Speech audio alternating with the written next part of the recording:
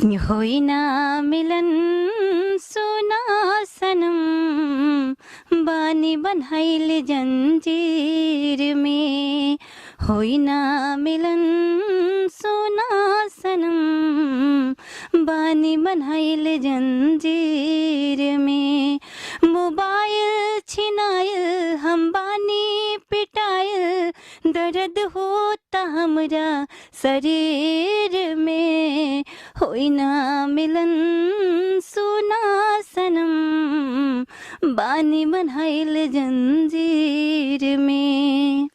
बहुत ही प्यारा गाना कि होई ना मिलन बानी सजन जंजीर में। बहुत ही बेहतरीन गाना है, बहुत ही सैटिस गाना है।